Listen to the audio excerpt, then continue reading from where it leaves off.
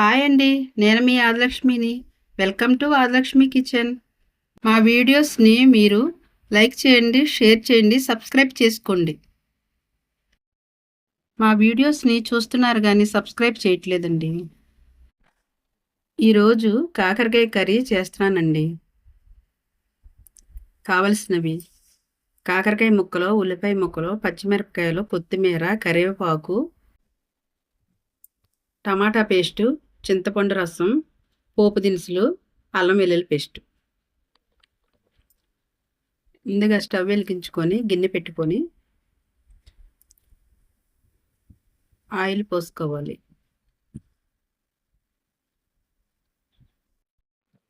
Oil heat అయ్యిందండి. పోపు దినుసులు వేసుకుందాం. కొద్దిగా కరివేపాకు,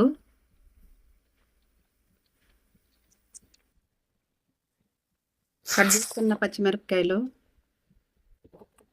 కట్ చేసి పెట్టుకున్న ఉల్లిపాయ ముక్కలు కూడా వేసుకుందాం.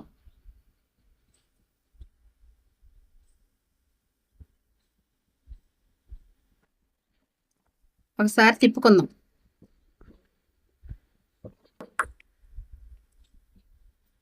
ఉల్లిపాయ ముక్కలు కొంచెం వేగేయండి. అల్లం వెల్లుల్లి పేస్ట్ వేసుకుందాం.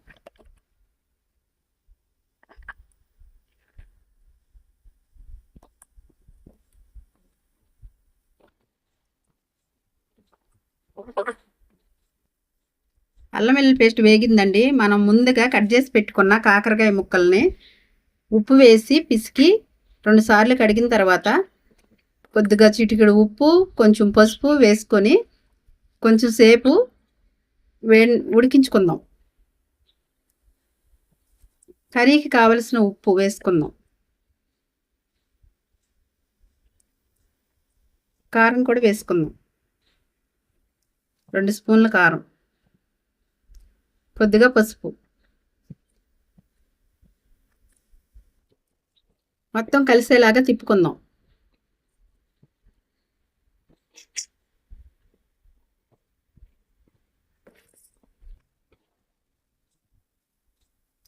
చిన్న టీ గ్లాసుడు వాటర్ పోసుకొని కలుపుకుందాం.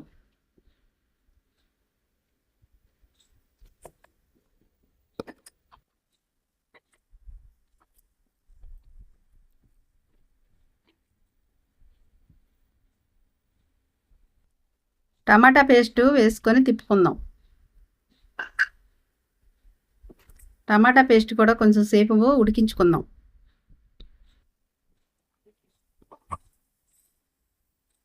కొద్దిగా నిమ్మకాయ సైజ్ అంతా చింతపండు రసం తీసుకొని వేసుకుందాం. ఈ కర్రీని ఇలా చేస్తే చేదనేది ఉండదు. చిన్నపిల్లలు కూడా ఎంతో ఇష్టంగా తింటారు. కొత్తిమీర వేసుకుందాం లాస్ట్గా. ఒక 2 నిమిషాలు ఉడికిద్దాం. కర్రీ రెడీ అయిపోయిందండి. సర్వ్ చేసుకుందాం. అంతేనండి, ఎంతో టేస్టీ కాకరకాయ కర్రీ రెడీ అండి. Thank you for watching. Subscribe to our channel.